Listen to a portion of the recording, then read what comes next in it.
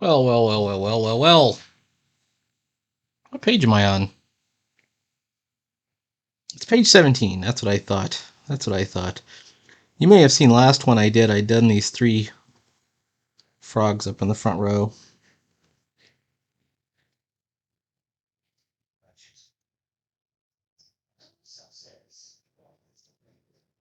I don't need to put much more in this panel. I've got kind of a ton going on. Let's see what we got here.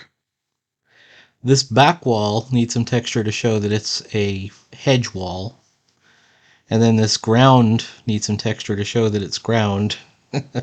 But other than that, oh man.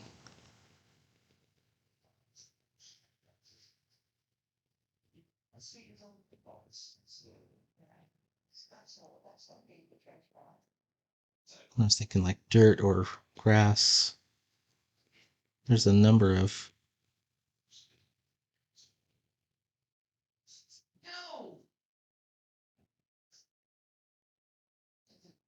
There isn't much you have to do on a panel like this. Now I should probably get my lettering in. Even at this stage is a good idea, so in case I have to like resize something, which is a distinct possibility, that everything's in place. But for some reason I don't just want to do that just yet. I'm also wondering, okay, so I got the light coming from this, basically, maybe it's coming from this way.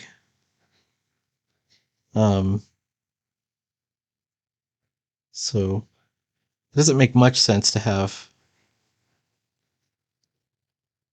a lot of shadow behind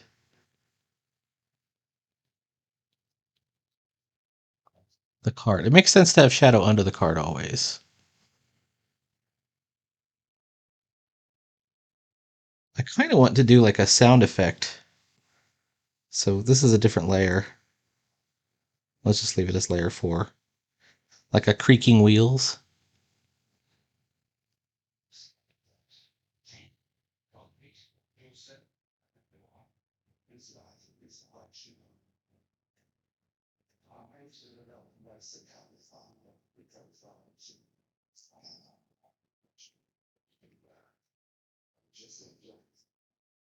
Something like that, and then maybe warp it a bit. It's not a loud creak, so it can be something like that. I don't know. I'll leave it there for right now. We might end up taking it back out. He's going to be talking. I actually don't know his actual line yet. A lot of times I know what's happening in the story, but I don't have the actual line worked out yet of what he's actually going to be saying. But I think he's addressing all the onlookers and the observers, and he's going to be saying something like, everyone pay close attention to us as we bring our captive, the prophesied outsider, to fight the Jub. I just got to come up with a good phrasing of it. Let's look at the next panel just to see where we are. And then he's going to be addressing him directly. And we're assuming that time passes, that they've moved away from the observers, and now he's... I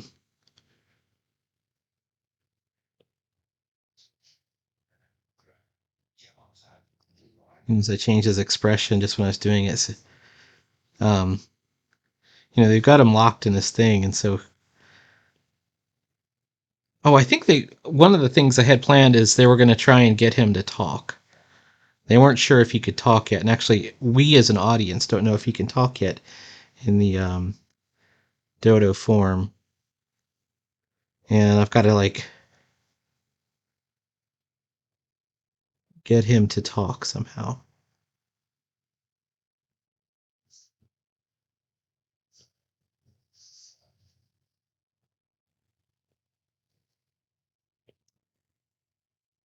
There's this tie.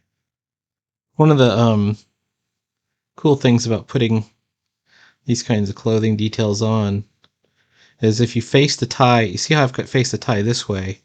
That means by implication, his head is turned. If I didn't have the tie there, if it was just a flat, thing there, it wouldn't have been as obvious that I was turning the character's head, which can be, a sort of design and drawing challenge. It's kind of funny. I was going over some of my, I was trying to show like typical drawovers I got with Qbert School classes, and I was looking at the ones from Sergio Cariello, and what did it say? It was actually very funny, and it made me laugh. But it was kind of mean. It was like, keep working on your perspective. But it was like in red, all caps, just scrawled over the top of my thing there, and I laughed at it when I saw it because it is funny. Hang on. Yeah, but this says keep working on perspective! Exclamation point! Exclamation point! Exclamation point! So yes, thank you, and I agree. He's correct. And by the way, he was showing, like he gridded out my wall, and it was an effed up perspective there. Although part of it, here I'm making excuses. I had a television monitor drawn on the wall that was on one of those gimbal mounts, so it was at a different angle, and that's what drew his eye to note everything on my type was wrong. But he was indeed correct. I think that perspective is going to be one of those lifelong things for me that I'm always going to have to, work on figuring it out. Um, and you may have heard that I don't believe it is a matter of simple math. I don't believe it is something that you just apply a formula to and it's done. I tend to. That is a way to do it. Obviously, you can do perspective completely mathematically. Um, but my true belief is that as long as you keep the first law of perspective in mind, which is that small objects get smaller as they get further away and larger as they get closer, um, that you know you can you have a lot of leeway in there stuff. And sometimes I use the words like I'm faking this in, or whatever. What I'm saying there is I'm not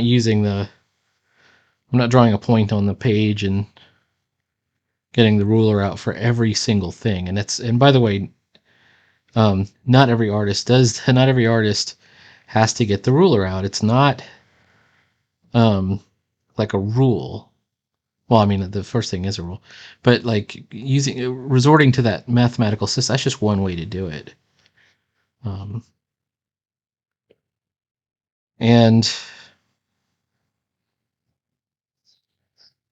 I don't know. I'm very interested in making sure that the line looks alive. And what that means is a lot of times if you rule a line and then you pencil or ink that line, it just looks like a flat line. So I want my lines to look alive. Now there is a way to do that. You can rule the line and then go over it with just with a free pencil or free brush or free ink or whatever, and it will generate enough variation in line weight. What I call the noise of life, to make that line more alive. But I'm also sort of correlating that as long as you have your principles correctly, you don't necessarily even need the ruler. And if you could draw a straight line or a mostly straight line, and if it looks right, it's right. It's one of those things. A lot of artists are like smacking their heads right now. This guy does not get it. No, I get it.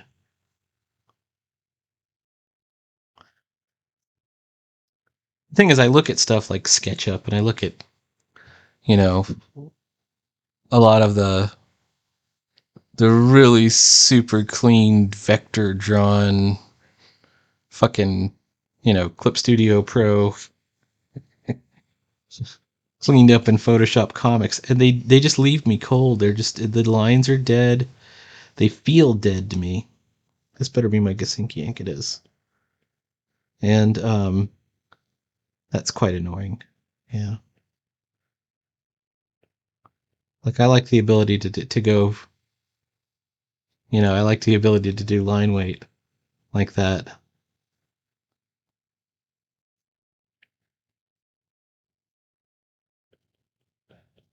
And it's very likely that I'm not always easy. I should probably, and I do switch back and forth to the technical pen, especially for things like panel borders or whatever.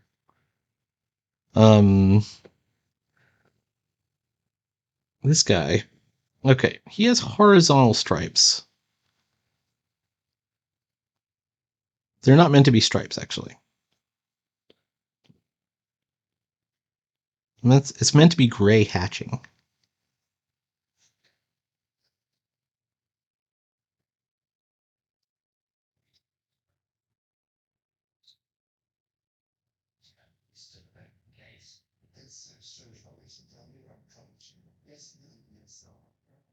Oh, there we go.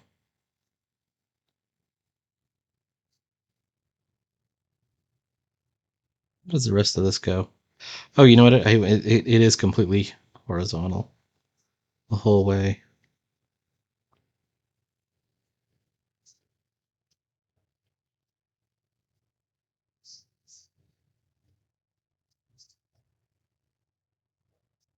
By the way, I'm still in layer 4 where I put the creek.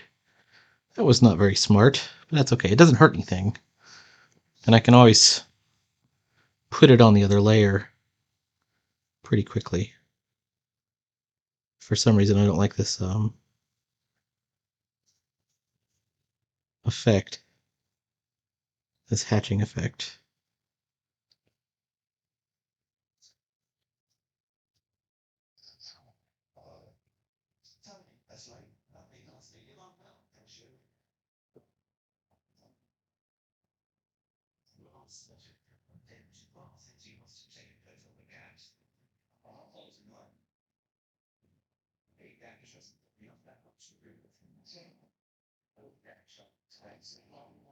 There's this cufflink.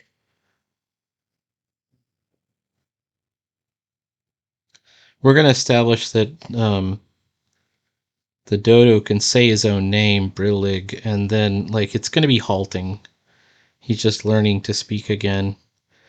And at the very bottom, he's going to spot the Jub and kind of understand that he's meant to fight it. And he sees the flames, and we're going to see the smoke billowing out this way. And so I've got to make sure that I don't put too much dialogue or anything here, because we really want to be able to see the contrast of this dark smoke plume kind of flowing that way. So any dialogue is going to be down here. It might even be just right here, with our two card guards dragging the card,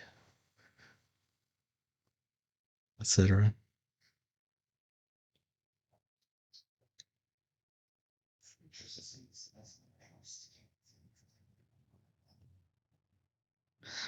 They're not going very fast. They're going at walking speed, obviously.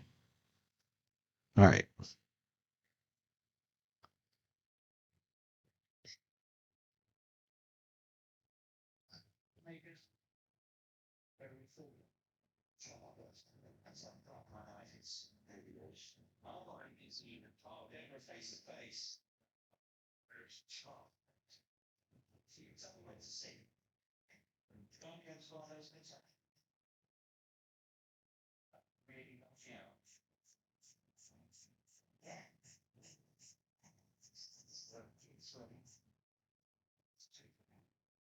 Alrighty.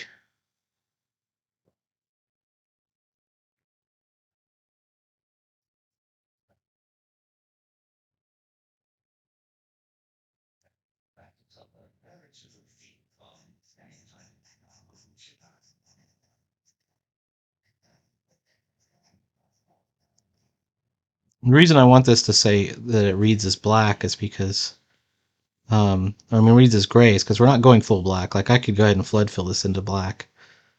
We want to leave a little bit out. Leave a little bit out.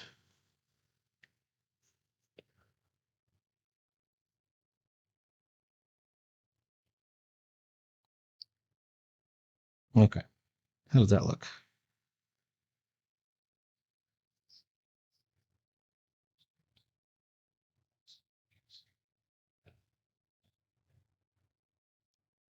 If you do that, you get back your shadows, so the lapels are casting a shadow on the cloth below.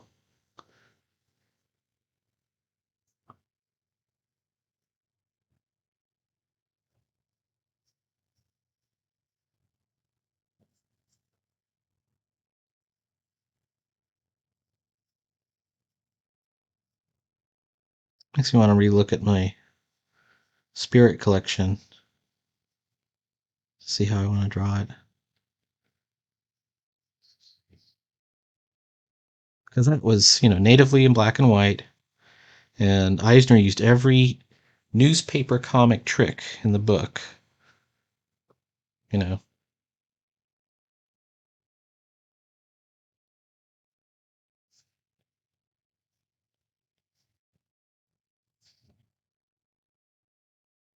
Oh, by the way, I don't know if I showed this. I did a page of Tarzan yesterday. Now it's I'm not going to post it until I get the color version of it. So this is the color version of page 1 and the color version of page 2. I did the black and white, and then if you look over here, Jacob Moore did the color. So this is my third page. I'm actually really proud of this. Take a look. What do you think? This is pretty good to me. like I didn't think I was this good. And this is what by the way, here's what the let me show you the rough. I'll show you the rough. If I go here and I remove the things, that's the rough right there. So you can see the rough. And you can see that I letter right onto the top of the rough right there. So it does pay to kind of work on your roughs and everything. And then you pull the rough back off and you got your nice ink layer. So anyways, pretty cool. So I'm up to 3 pages of Tarzan. Good deal. I am going really slow this year. By this time last year, I don't remember how many pages I had, but I felt like I had more. I think my official counter is 18 or something for the year. That's pretty bad for February. Need to step up my game. February 6th. It's already the first week of February's gone. Slowing down in my old age. No, I think I'm really slowing down because I'm putting more time into each individual panel and each page, and I feel like I'm doing a better job. Um,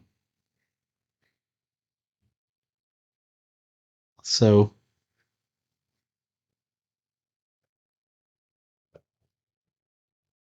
let's hope that this trend continues. And boy, did I screw this hand up. Let's do 2 fingers together in the middle.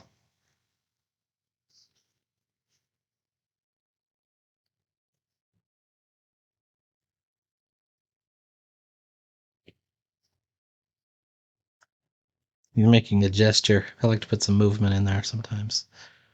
Okay. We got these these bars. The bars of the so the circus cart. This is inspired by animal crackers. I went back and I looked at the animal crackers box, and it wasn't like I remembered. I mean, there's obviously they changed it to take the cage bars out because it wasn't PC. In fact, I even read an article about when they did it. But even when I got to the original one, like the one from the 1940s or something that they used for the longest time, it wasn't exactly like I remembered. I'm wondering why I remembered it being one big cage. It was actually several, like 4 different enclosures for the circus animals on it, and there'd be like a tiger and a giraffe or whatever. I used to love animal crackers when I was a little kid.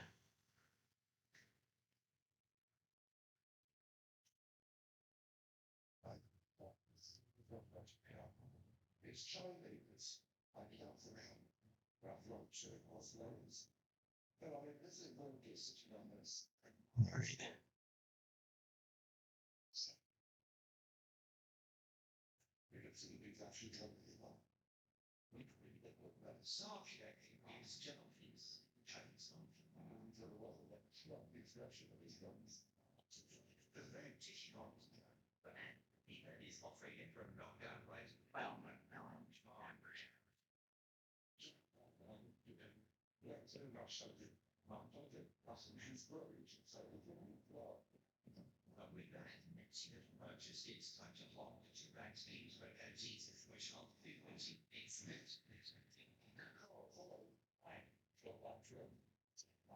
I'm wondering about the background in between these poles. I think there's like an edge of the cage.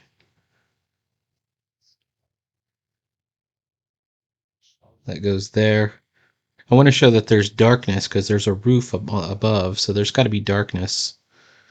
Um, and I'm positing that this front wall is a closed-in wall. There's bars on the back, but there's, you know, so that might be just, this might be a big black field all the way down.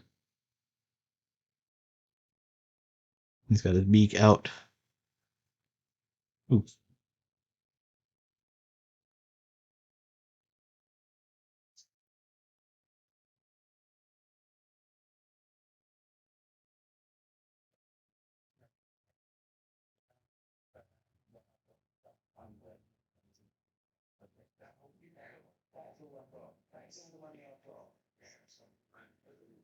Like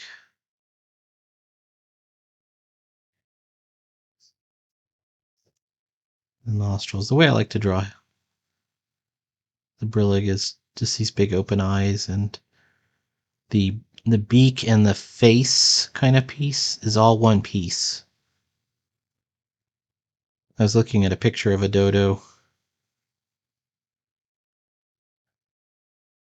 and it's sort of all just one piece, and then you get feathers outside of it, kind of like a bit like a vulture, but not really, or a buzzard.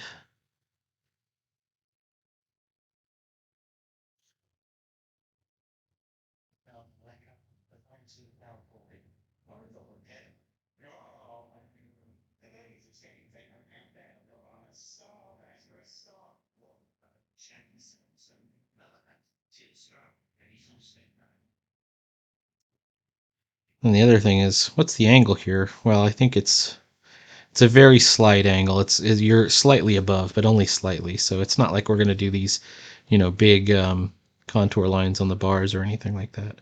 We might do some contour lines, but it's going to be real subtle to show the curvature, but mostly probably around the side of it rather than, you know, to show that we're high above it or down below it.